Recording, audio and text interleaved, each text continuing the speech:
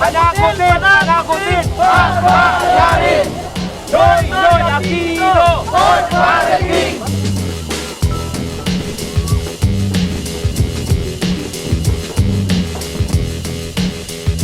Today on Rappler. On National Heroes Day, thousands march in Manila to protest what remains of the pork barrel system. While pro-Aquino groups push to continue President Aquino's reforms. And a 6.1 magnitude earthquake damages historical buildings and causes fires in Northern California. Hello, I'm Maria Ressa. Welcome to Rappler, your social news network. About a year after the Million People March, groups once again protest in Luneta Park against institutionalized corruption or the pork barrel. Anti-pork groups come together to sign a people's initiative against a development fund called the Priority Development Assistance Fund. The initiative they're signing is Stand Up, Sign Up. The countrywide development fund is seen as the epitome of a corrupt system where legislators can funnel millions of pesos to bogus NGOs for a cut of public money.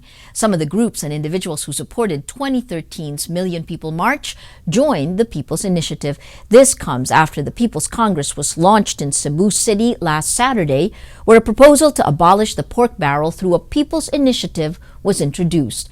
The People's Initiative Against Pork Barrel also says despite the Supreme Court declaring the fund unconstitutional, the system still survives through the President's discretionary funds, including the 132 billion peso Malampaya Fund, the President's Social Fund, and the 449 billion peso Special Purpose Fund.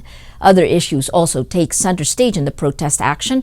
Protesters also oppose charter change and the possible lifting of term limits for presidents. Charter change became a flashpoint after President Benigno Aquino said he was reconsidering his views on term limits.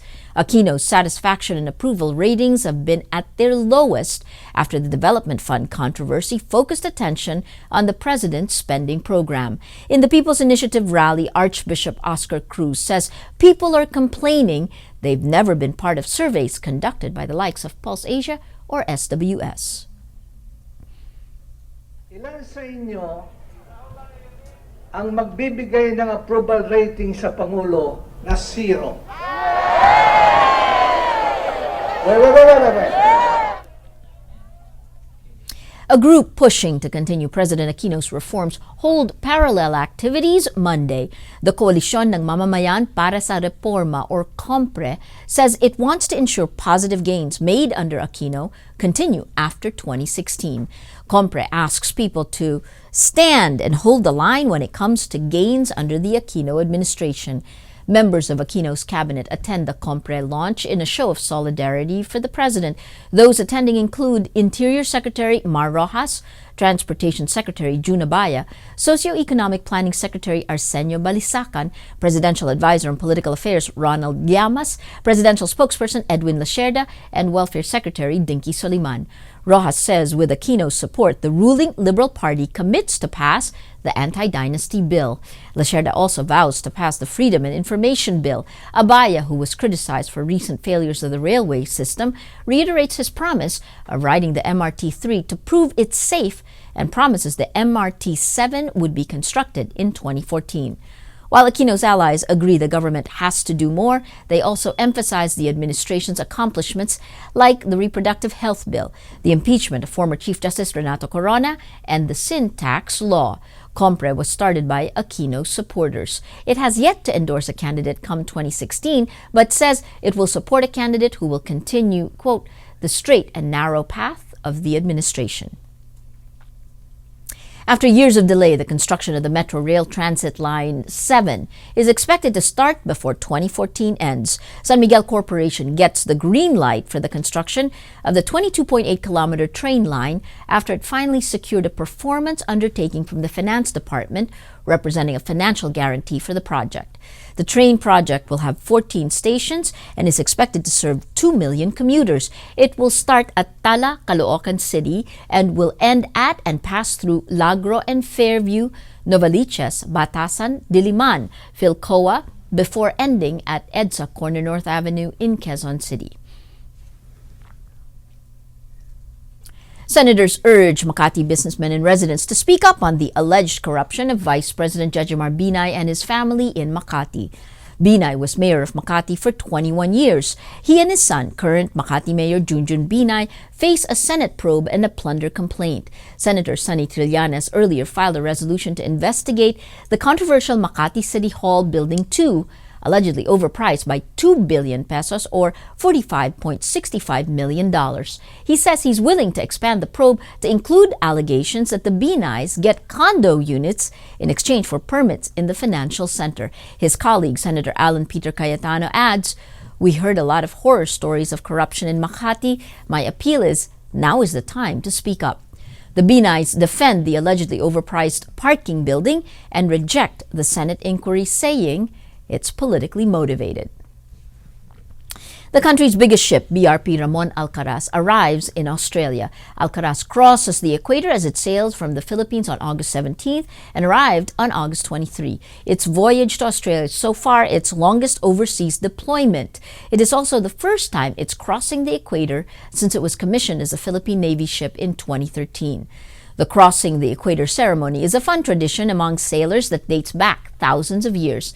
The Philippines is one of 12 countries that will participate in the Kakadu 2014, one of the largest international maritime exercises that happens every 2 years.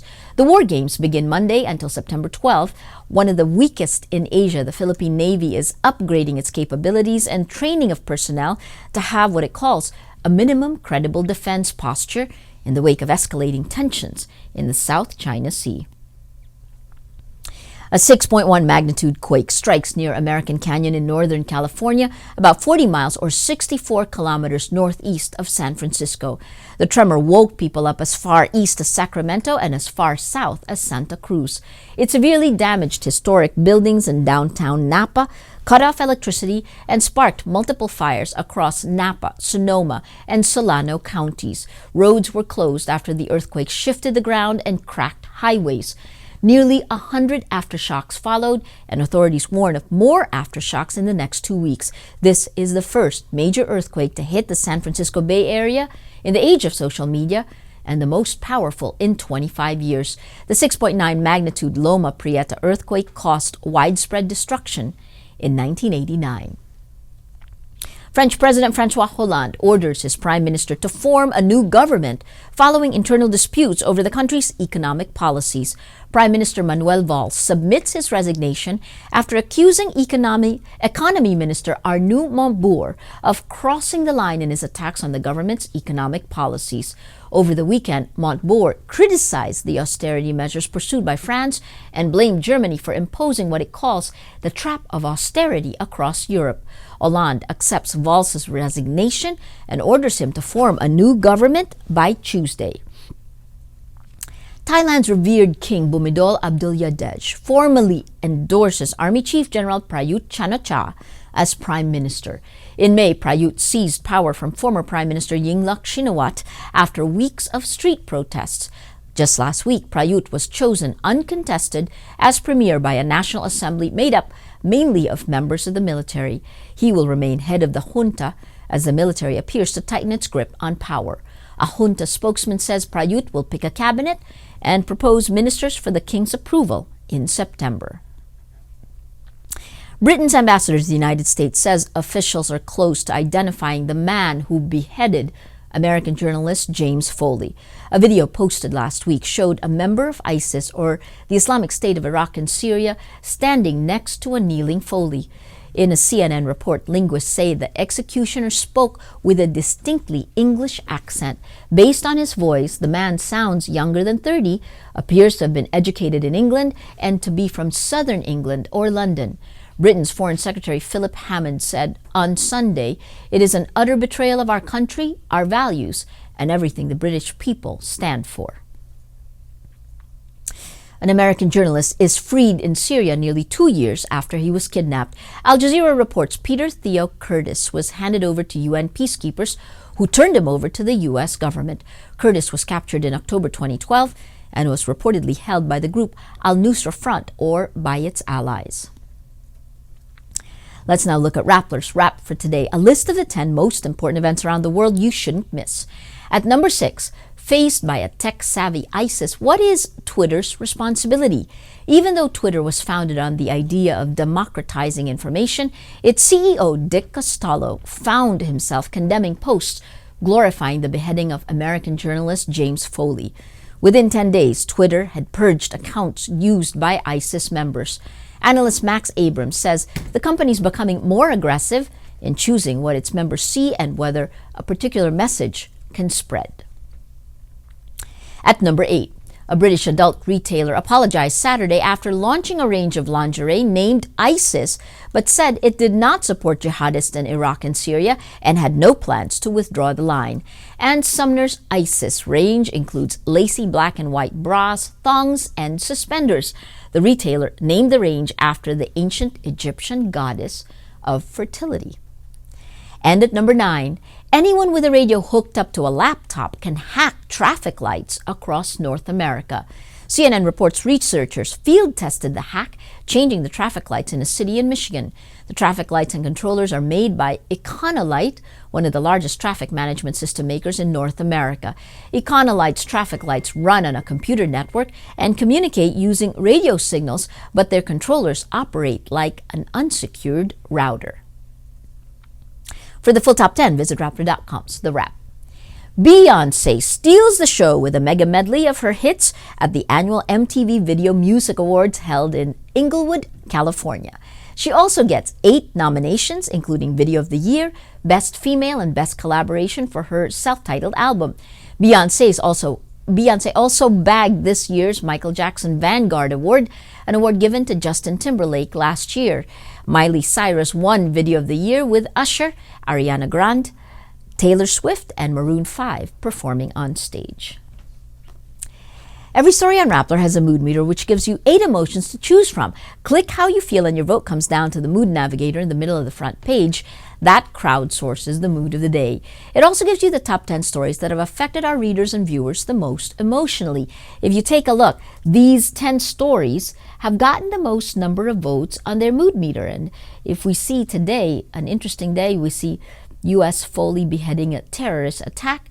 You see 69% angry, and strangely this 4% happy, mirroring the story that's gotten the most number of votes in the last 24 hours. This one, MRT 7 construction to start before 2014 ends, and a whopping 81% happy that green, along with Pinoy Big Brother winner, the Makati Bizmen urged to speak up on Binay horror, corruption that you just heard about. These green stories bringing out the mood of the day. Today, most people are happy. It is Heroes Day. That is Rappler's newscast for today, Monday, August 25, 2014. Visit Rappler.com and watch our newscast Monday to Friday. Tell us how you feel on our mood meter and help us crowdsource the mood of the day. I'm Maria Ressa. As we say at Rappler, tomorrow begins today.